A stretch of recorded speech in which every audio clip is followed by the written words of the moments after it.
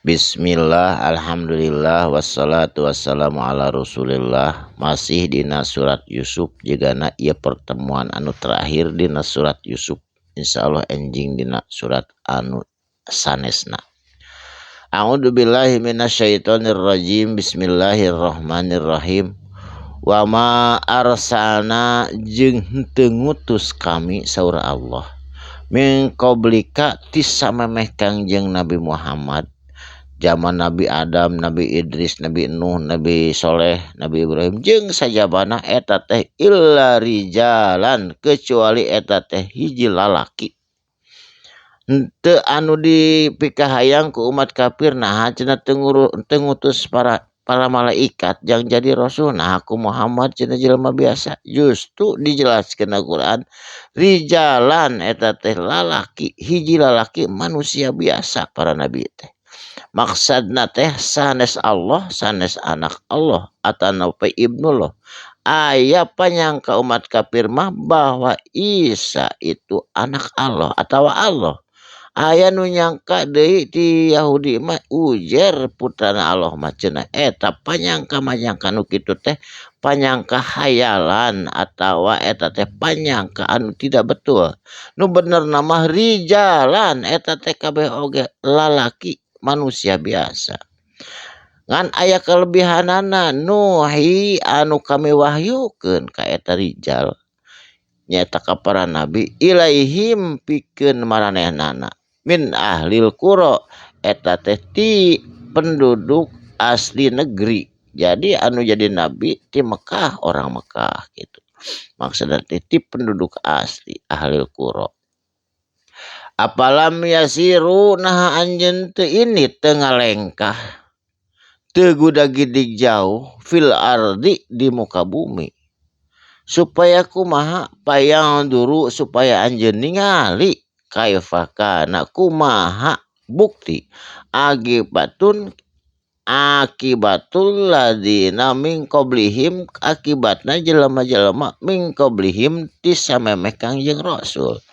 Kaum Ad binasa, kaum Samud binasa, kaum Fir'aun sadayana binasa, seueur kaum Lut, kaum naon wae oge anu mujrim mah, anu berdosa mah, anu ngalanggar ketentuan Allah mah dibinasakeun ku Allah. Waladalul akhirati jeung ari negeri akhirat khairul lil ladina taqaw eta leuwih alus pikeun saha lil ladina taqaw pikeun jalma-jalma anu takwa. Gitu. Negeri akhirat teh bakal lebih alus jang nu takwa mah. Jangan nu kafir mah wallahu alam nu kafir mah di akhirat ayeuna geunahan di akhirat mah tangtu. Afala ta'qilun naha anjeun henteu berpikir, henteu boga akal, henteu ngagunakeun pikiran. Hatta sehingga idastai'asa lamun geus ngarasa putus asa rasulu eta para rasul.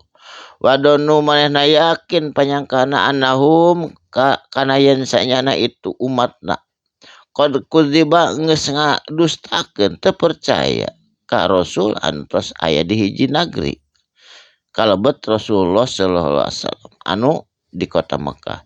Jaa tuluy datang hum ka itu para rasul naon mukjizat nasruna pertulungan ti kami. Panaji jeung disalamatkeun mangka disalamatkeun mayasa kasing sahabae anu dikersakeun ku Allah ka para rasul. Wala yuraddu jeung inget kaum anu daroraka. Wala yuraddu henteu bakal bisa nolak ba'suna tina siksaan kami saur Allah anil kaumil mujrimin pikeun kaum anu mujrimin teh anu selalu berbuat dosa anu teu percaya ka Allah jeung Rasulna. Mujrimin tegasna jelma-jelma jahat. Laqad kana jeung nyata bukti kana bukti fil qasasihim dina kisah-kisah ieu para rasul. Ibratun eta teh aya ibrah atawa pelajaran anu berharga liulil albab pikeun jama-jama anu berpikir.